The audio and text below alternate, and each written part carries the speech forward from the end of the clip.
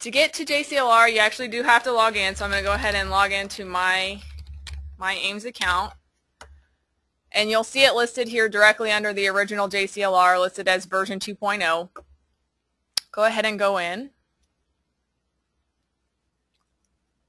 And once you enter the application, you're going to see, we'll go through this layout here. You've got a series of tabs across the top, which is basically what we're going to go through today. I'll go through each of these 3 tabs, discussing the functionality and giving you some tips on how to use it. You've also got a login box here, so if you need to sign out directly from JCLR, you have that option there. We do give you this news and tips section in the middle. Anytime there is an enhancement made to the application or we have news to give you regarding the app, you'll find that here in this news and tips. So you'll notice anytime a new layer is added or new functionality, we're putting those tips in here, as well as then telling you that we've made those available. The app is still a work in progress and under construction, so I know Dan is making a lot of enhancements every day, so there are continual changes being made to the app, and you'll find news about those in this section. A couple other things to point out here on this home tab: you've got a send message and help links up here in the upper right hand corner. The send message link opens up a little dialog box where you can actually type a message directly to the Ames staff if you should find an error or need to ask for help or request any kind of enhancements. If you have ideas for things that would make the app easier to use or stuff that would make it more user friendly, you can actually type a message here, hit the send button, and it'll come directly to the Ames staff letting us know that there has been a message sent regarding JCLR. The help link up here in the upper right hand corner actually links you out to a PDF document that is a help guide, essentially a review of everything that we're going to go through today. It is updated periodically as new enhancements are made. It hasn't been updated since the beginning of August, so I do need to make some updates of some information that you'll see today.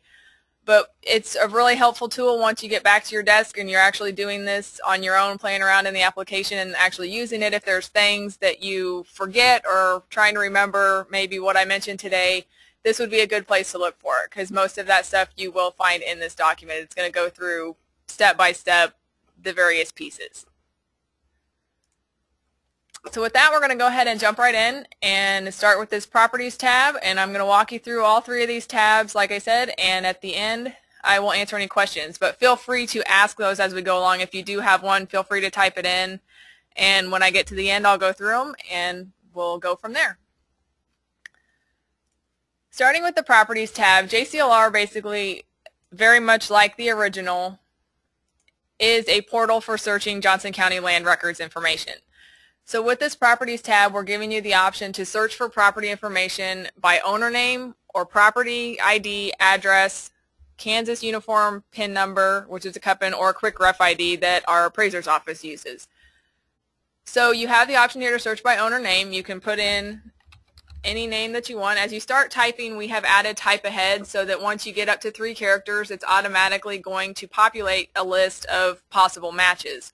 So in this case, I could select one from this list and go from there. It also accepts wildcards. So if I wanted to put a % in here and hit go directly from there, it's going to bring me back anything that starts with Rob.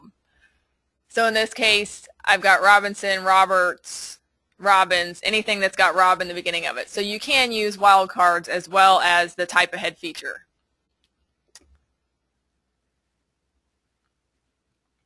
Now going on, you can also search by property ID, address, CUPIN, or quick ref ID. So in this case, if I wanted to type in an address,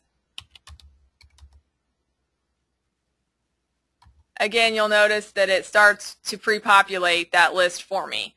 So once I find the address that I want, I would go ahead and hit the go button, and it's going to bring back the information regarding that particular property. Now if I want to select this property, it's actually going to bring me back the meat and potatoes of this application. So this is where you'll get all the information behind each individual property. And I'm going to go through all of these individually and kind of help you figure out what is actually in here, because there's a lot of information behind this application.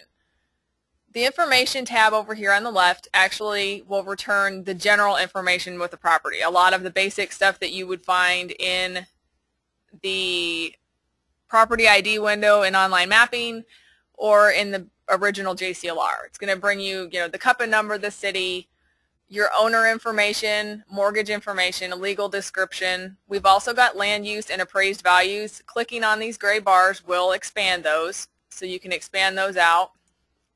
Scrolling farther down, you've got a link out to the appraiser's website that will actually bring you back the official appraisal from the appraiser's website, and then a link out to the treasurer's website to view the tax records. Up here in the upper right-hand corner, you'll also see a link that says Show History. And when you click that, it's actually going to bring you back the historical information that we have associated with the property, such as the owner changes, changes in address from the mortgage information.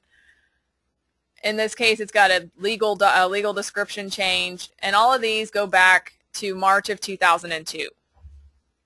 So I wanted to let you know that that historical information is available there too, and then once you turn it on, it will change to hide, so you can actually toggle that on and off.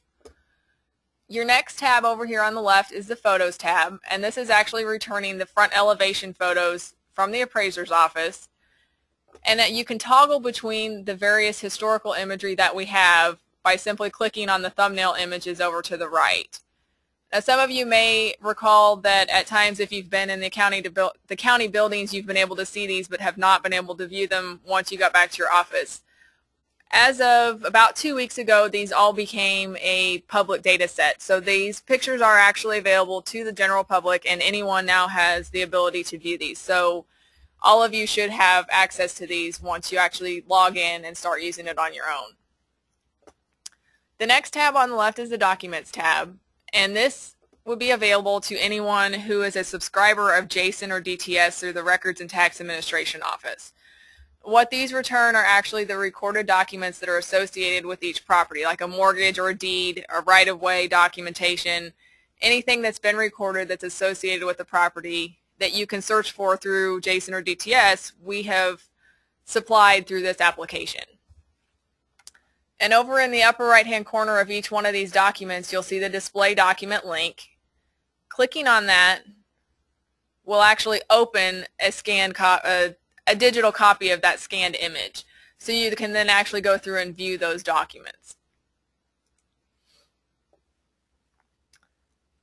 The Plats tab over here on the left will bring you back the scanned copy of the plat that's associated with that particular parcel, as well as a list of plats that are associated with that subdivision code. So in this case, I've got the one scanned plat image here that actually goes with the property that I'm looking at. And then I've also got the ability to view those same scanned images that go with every plat that's within that subdivision. Scrolling on down, there's also an advanced plat search, which will actually take you out to the original plat search application that we've built. So if you did want to just go out and search for another plat, we do have that link in there as well. The Permits tab returns any recorded permit information that is associated with the property. So if there have been any permits requested and recorded, those will be appearing here. So in this case, this one had 2 permits that have been placed on this property.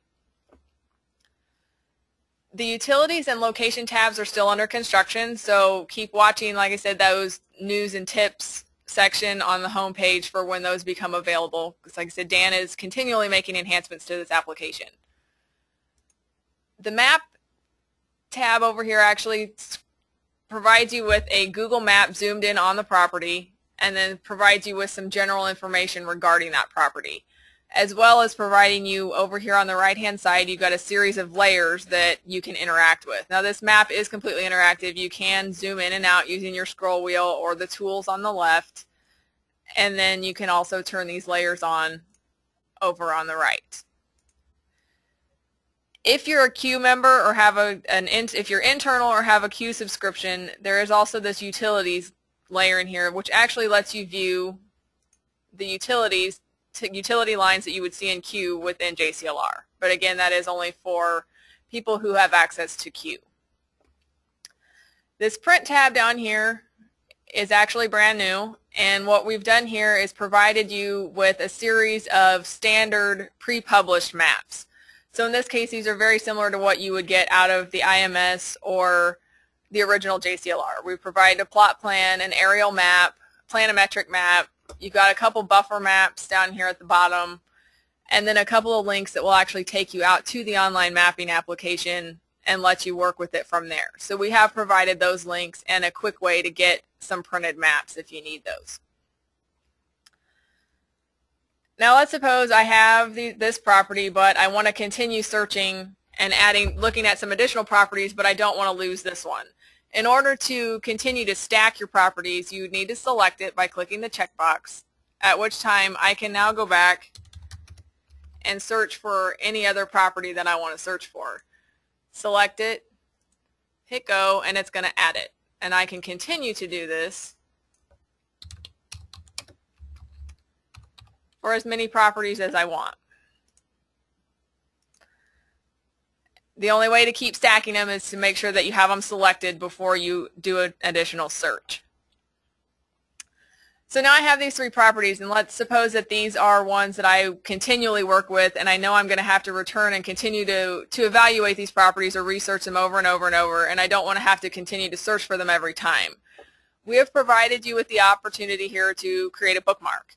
So in this case, I'm going to click the bookmarks link, and you'll see I've already got several saved in here. If I want to add this one, I would open it up, create a name for it,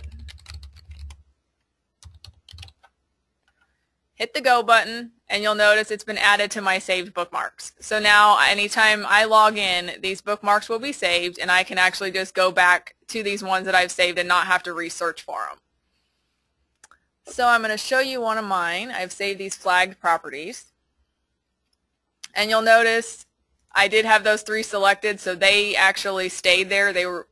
I managed to persist those records and add my bookmarks down below. What I wanted to show you with this one is that there is occasionally times when you're searching you may find one that has one of these flags next to it. If you hover over the flag, it will tell you what that indicates. In this case, the red flag indicates that there are multiple geoprop IDs associated with that single tax ID. The blue flag indicates that there's multiple addresses associated with that same tax prop ID. So if I were to click on this red one down here, you'll notice then when I open it up, it's going to show me there's actually 2 geoprop IDs associated with that tax prop ID, and in this case one is associated with the land and one is associated with the building. Now if I open up one of these blue ones that actually has the blue flags indicating there's multiple address points, when I scroll down it tells me yes, in fact there's 4 addresses on this particular parcel. I can click that box and it's going to tell me what the 4 address points are. So I just wanted to let you guys know what those flags mean in case you do run into them, because in this case, there's several out there, and anytime there's a case like that, you'll see one of those flags.